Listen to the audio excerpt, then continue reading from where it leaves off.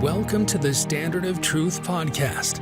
In this podcast, Dr. Gerrit Dirkmaat and Professor Richard Leduc explore the early history of the Church of Jesus Christ of Latter-day Saints and the life and teachings of Prophet Joseph Smith. They examine the original historical sources and provide context for events of the past. They approach the history of the Church with faith, expertise, and humor.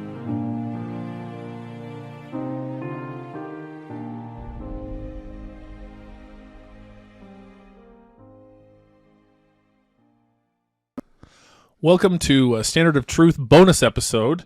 We do bonus episodes every President's Day, Christmas, or whenever we're guilted into it by listeners. Like Brandon.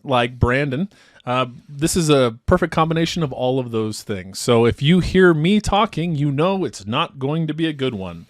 We're going to actually, one of the things we got a couple of weeks ago was an episode, we did an episode on a card from a game, Blast from the Past.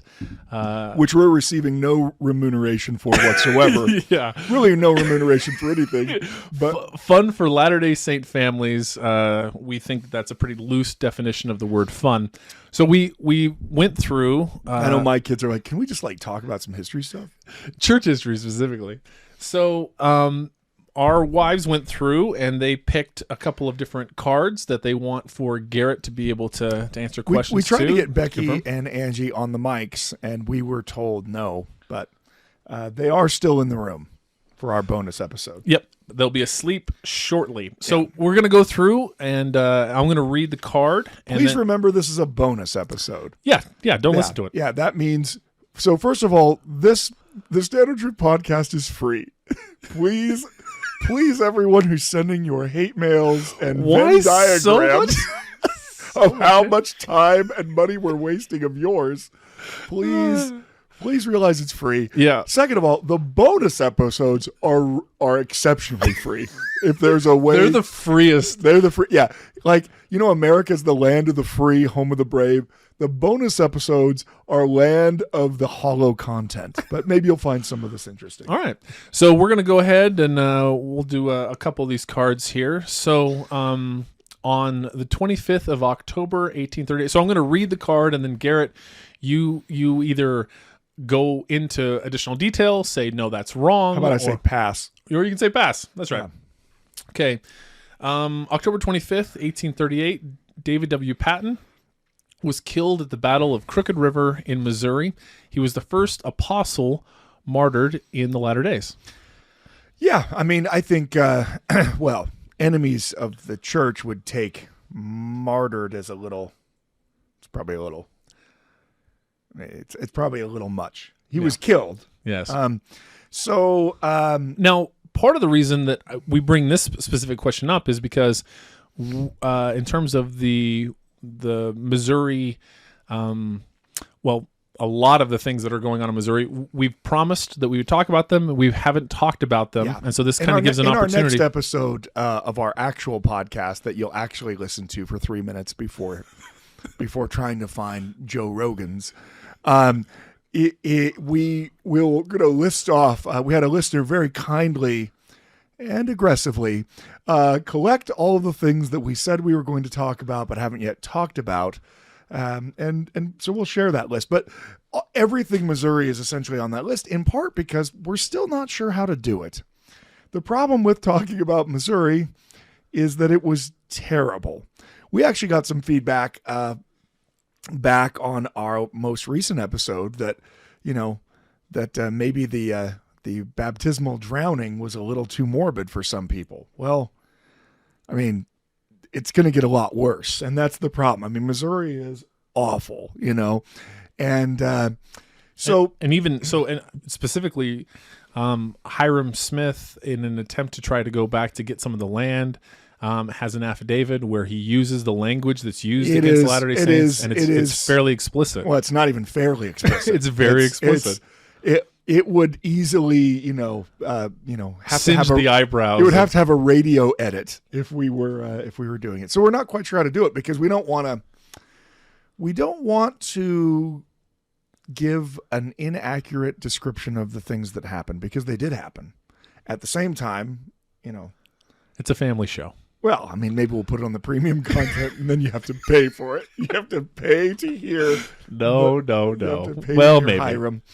But David W. Patton is not only the head of the Quorum of the 12 Apostles, he's also the leader of the Caldwell County Militia. So what happens is there is a group of militiamen who are raiding and attacking settlements in the southern portion of Caldwell County. They kidnap 2 Latter-day Saints and hold them hostage. They're burning farms. They're looting things. So this is in the midst of the Mormon War. And the Latter-day Saints in Caldwell County, which is where Far West is, that's the Latter-day Saint county of Missouri. I mean, not today. Today no one lives in Caldwell County. Today it's just a giant field and a few closed 7-Elevens. But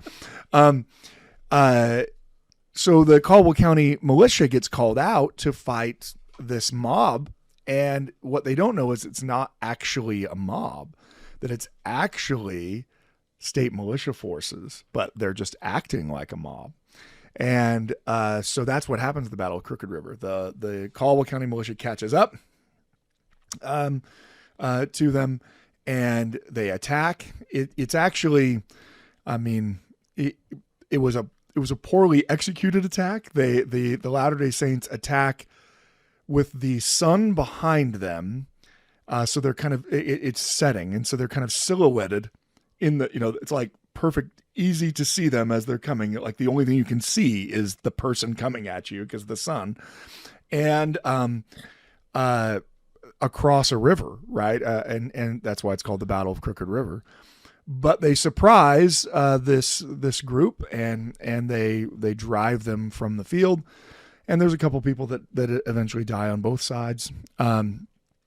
So David Patton is shot and killed right away. The other is Gideon Carter, who's a faithful Latter-day Saint who's killed on the Latter-day Saint side. So yeah, David W. Patton's death, I mean, you could call it a martyrdom, I guess, in the sense that he is trying to defend the church, but he's literally leading the head of he's the head of the Caldwell County militia that thinks they're going to go fight a bunch of mobocrats, but they're actually fighting the wayward Missouri state militia, and that will be part of the reason why Governor Boggs orders his extermination order because of the Battle of Crooked River. There you go. You know what? Blast from the past. I apologize. That was fun. Yeah, that was good. If you'd like to play this game with your families. All right. Colonel Johnston's army. So this is June 26th, 1858. 57 is when they get ordered out. Okay. Colonel Johnston's army entered an almost deserted Salt Lake City. Only a few men remained, mostly members of the Mormon Battalion, ready to burn the city if the army attempted to take it over. Yeah, that's not accurate. So most of that's accurate, but it's not the Mormon Battalion. The Mormon Battalion doesn't exist anymore. The Mormon Battalion's a U.S. designation. So maybe they're saying that these men were part of the Mormon Battalion? I think what they mean is the Nauvoo Legion, which is the Utah Territorial Militia, which has some members from the... Remember, the Mormon Battalion's, it's in the mid-1840s, right? This is 12 years later. Yeah, so I mean, this is not... they're not contemporaneous events. It would be like, having a discussion about, the first Gulf War and the second Gulf War in the same breath, right? It might, run together in your mind as being contemporaneous events when you're looking back in history, but they're pretty different. So there may have been, no doubt there were some people who were former members of the Mormon Battalion that were part of that. But I think what they mean to say is the Nauvoo Legion, which sounds weird, but the Utah Territorial Militia was called the Nauvoo Legion, which kind of gives you an idea. Well, tip of the cap. Tip of the cap. We're on our way. But so that's probably just inaccurately.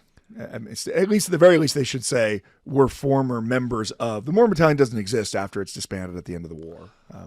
There are certainly people who are relatives of Mormon Battalion members. I know that it existed, but I think they mean the Utah Territorial Militia, which was the The novel Legion. This does remind me of one of my favorite things to do with Gerrit is to watch movies and have him attack the historical accuracy of the particular movie. It is literally my favorite thing to do. It seems like it wouldn't be a very fun. No, it is. At first it annoyed me, and now it's my favorite thing. Our wives are behind us trading cards back and forth like it's a Pokemon or a Magic the Gathering going on. What's going on back there? Read this one, read that. Yeah, so we have another one here.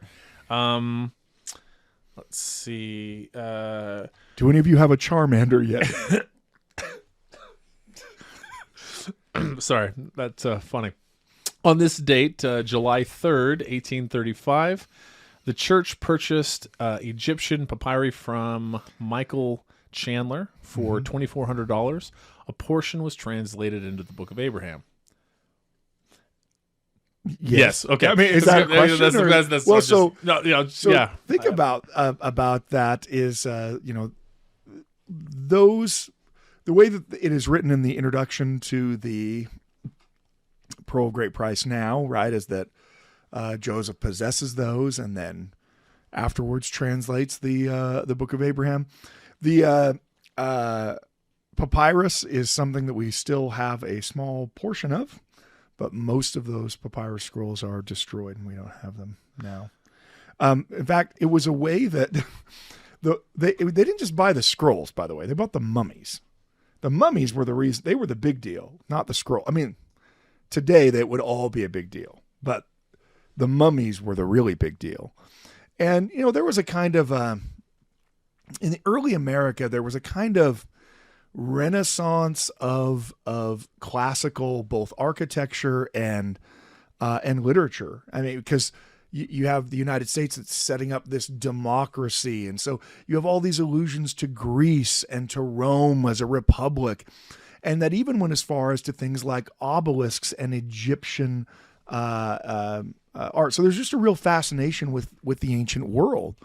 In early America, you'll notice if you go to Washington, D.C., how many things are built with either a classical type of Greek or a Roman type of look. Even the Washington Monument, when they built the Washington Monument, what is it? It's a giant obelisk, which is something that is an Egyptian style monument. So the mummies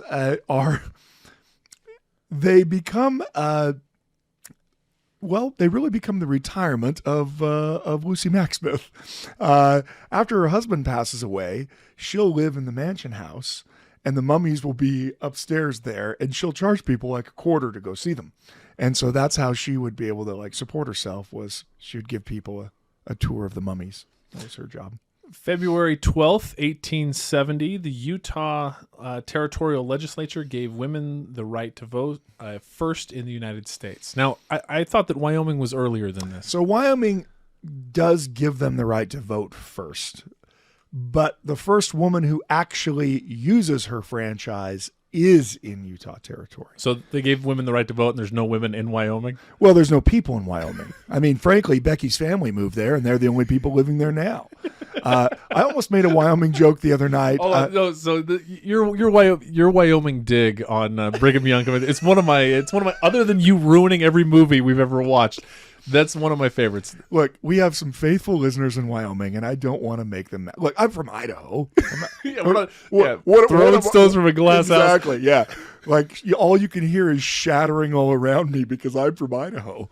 I mean, I felt bad even making fun of North Dakota. No, that was no. I should be okay with. Well, he made fun of it himself. That's true. All right, so Brigham Young, he's coming to. Well, I always say, so one of the false things we have, and look, it's almost Trek season. Some of you would ask to be Ma's and Pa's. Brian, Laura, you're out there being a Ma and a Pa of a Trek. Brian and Laura are good friends, and they told us the week that people were trying to get a hold of them. And I'd like to say that Richard and I are good members of the church, but we spent most of that meal trying to tell them excuses for how they could get out of it. But Brian has a testimony, so he said yes, maybe because Laura made him. But it is going to be Trek season, and we kind of romanticize, obviously, the pioneer stuff. I mean, how could we not? It's such a big part of, we have of course. we have a holiday called Pioneer Day in Utah. I mean, Took a lot of bravery and yeah, courage. and all those things are true. But one of the things that I think kind of gets lost in the rah-rah aspect is if you are, a hardcore Utah homer, and I don't mean a Ute fan, although Richard does teach for the Utes. I do. Yeah. Go Utes. Yeah. Well, all right. And this concludes the last ever episode of the Standard of Truth podcast, as Richard uttered the one phrase you're not allowed to say. We don't talk about this, and we don't talk about polygamy. Those are the two things. But the reality is that they were trying to find somewhere that no one else wanted to live. I mean, they deliberately do that. In fact, Samuel Brannan, who is he's most well known to people by being the leader of the saints who led the ship Brooklyn that brought the over 200 saints around, the Cape Horn of South America to Yerba Buena in the San Francisco Bay Area. Most people know Samuel Brannan because of that, because he's the leader of that group. What they don't know is that when Samuel Brannan gets to San Francisco area, again, there is no San Francisco. That the city doesn't exist. There's only 7,000 people living in the entirety of California, Arizona, Nevada, Utah, 7,000 whites. There's 100,000 Native Americans, but as I've said before, neither the Mexicans or the Americans are counting them. When he gets there, he writes to Brigham Young and he's like, you should keep coming further west. There's like water here and it's not terrible climate. I mean, and frankly, anyone who's ever been in the San Francisco Bay Area has been able to say, this is pretty nice, right? But Brigham Young, in a true prophetic fashion, will say, if we go there, in no time, we will be flooded out by other Gentile settlers. And that's before there's a gold rush. Brigham doesn't keep the saints moving, and of course, the gold rush happens. But what he means as far as our Wyoming joke is that, Brigham Young is deliberately looking for a terrible place. They don't want to go to Oregon because too many people are going to go to Oregon. They don't want to go to what is today California because they think too many people will go to California. They are deliberately looking for somewhere that no one else lives and that no one else will want to live. And they came to Utah. But before anyone in Utah gets really, really, really upset, even though they were looking for the worst place possible to live, even Brigham Young kept going right on through Wyoming. Because he said live. He said, we got to find a place we can live. And he probably got one gust of wind outside of what is today, Rawlins, Wyoming.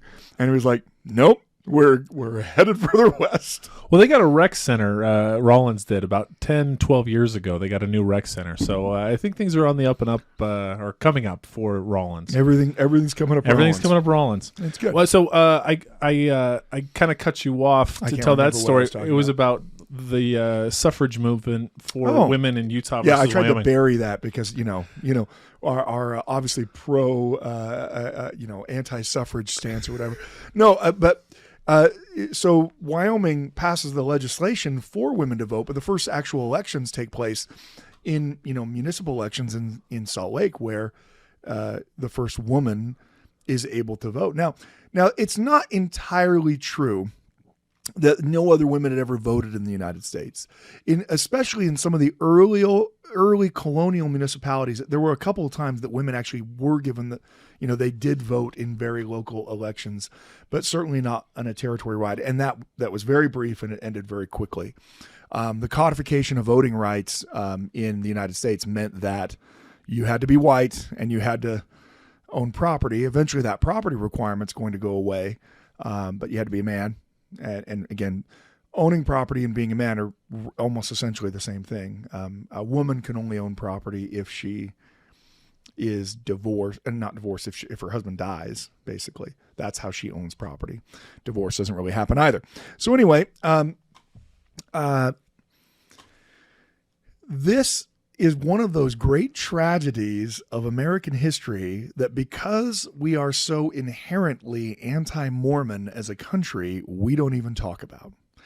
Because women begin voting in 1870, and they vote for 17 years in Utah. Now, I want you to think about the fact that women in the rest of the country don't get the right to vote until 1919. It is almost half a century that women in Utah are voting before women in the rest of the country are voting. Half a century.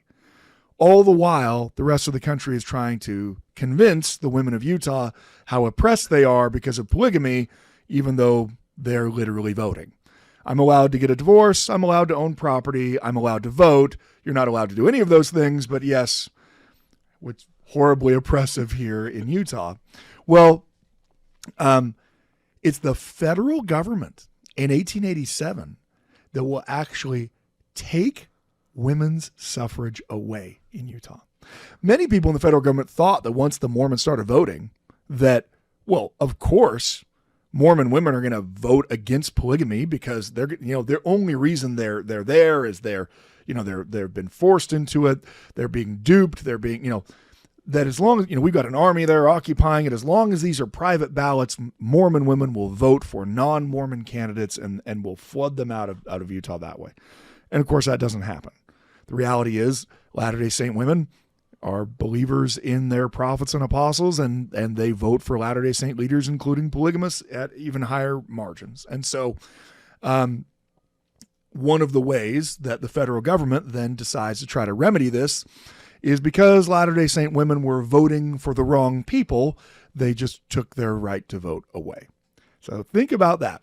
Mormon women in Utah, all women in Utah, you don't have to be Mormon, but women in Utah territory had the right to vote for 17 years before the federal government came and took their right to vote away. Now, they will get their right to vote back only when Utah becomes a state, because part of Utah's state constitution is women having the right to vote. So they get to vote again in 1896, but they had already had the right to vote. You can imagine the kind of convoluted argument it is that, oh, you're so oppressed that you don't have any rights because of the religion you belong to, that we're going to take away your right to vote because you're so oppressed. It's still not on very many billboards today. Yeah. All right. So around this time, the 1st of September, 1870, Martin Harris is reunited with the church and was rebaptized. He also received his endowment, performed temple work for several of his ancestors. So Martin Harris comes into Utah? Yes. Martin Harris apostatizes. I think there's a play that they have up in Cache County every year. That, do they still do I think that they do. The Man Who Knew pageant up there? Yeah, I think so. I don't know. You know what? I'll get on that research team. They've gotten rid of so many pageants. I don't know if they still do the what is it, Clarkston? I'll get our team of interns to look at that there's like 900 people who live there who are all right now emailing the show. If that many listen to this podcast, yes. So okay, so there's 0 people now emailing the show. Brian Steed is like, no, I think they still do it. he's not listening. No, he's not. Yeah. But Martin Harris apostatizes at the time of the Kirtland Safety Society. Well, so no, I think there's a quote attributed to him where I didn't leave the church left me. Yeah, I mean, he's going to say things like that, but he certainly leaves the church. Yeah, okay. He's so I didn't leave the church left me, and by that I mean I left the church. Yeah, I didn't leave the church left me, I was excommunicated. If I'm excommunicated, that's what I'm going to say. That's what I'm going to say. I didn't leave the church. So we actually don't have very good records of that, but he certainly leaves. He certainly leaves the church, and then he actually joins the Strangites for a while, which we haven't talked about yet because Brandon hasn't held our feet to the fire enough about. Well, we talked about doing the succession crisis, right?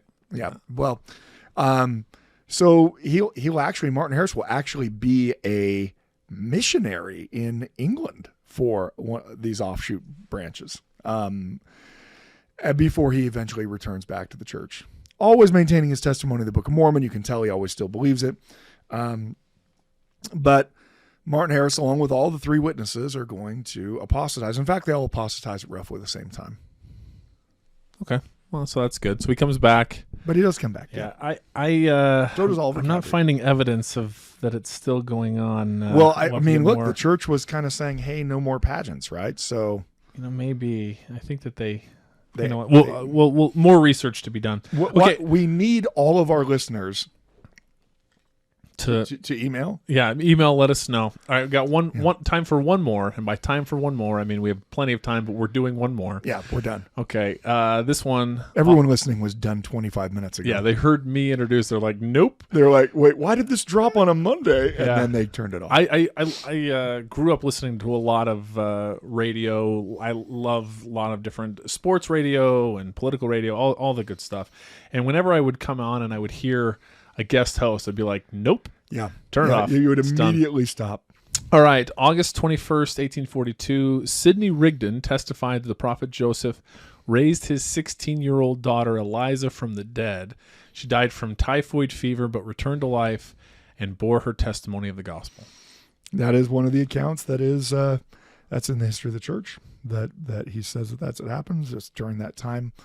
Obviously, there's lots of healing events that happen in Nauvoo.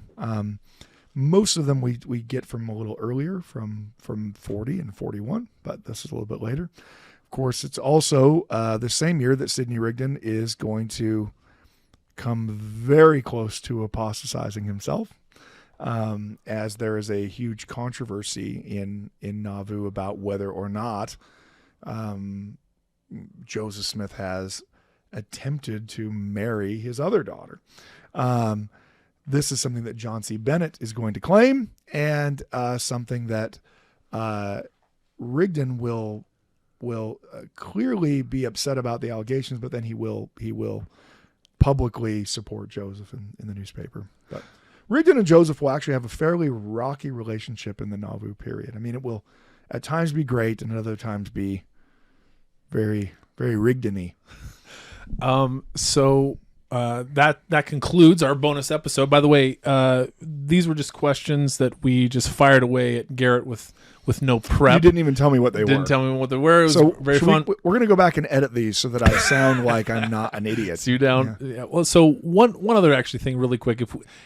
As it is President's Day, could we just give a quick shout out to Millard Fillmore, one of your favorite U.S. presidents? Millard Fillmore. There's a reason why we had the territorial capital there, right? This idea. Millard Fillmore is one of my favorite U.S. presidents because he's one of the only presidents that actually treats Latter-day Saints as if they're other American citizens. And he is the one who will appoint Brigham Young as the governor of Utah Territory. And then when antagonistic people and federal officials will flee the territory in 1851, claiming all kinds of nefarious actions by the Mormons, instead of just sending an army out like James Buchanan would 6 years later, Millard Fillmore orders an investigation, and the end of that investigation is the federal officials being ordered back to their posts or to forfeit their pay. So I've got a soft spot for Millard Fillmore because he's one of the few presidents during that time period that treats Latter-day Saints justly, and he's the reason why Brigham Young was the governor of Utah.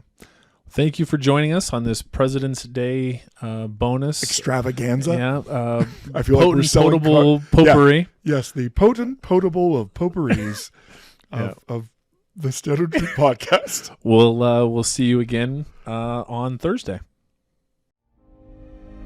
Thank you for listening to the Standard of Truth Podcast, hosted by historian Dr. Gerrit Dirkmaat. If you know anybody that could benefit from the material in this episode, please share it with them. And for more resources, visit standardoftruth.com. Until next time.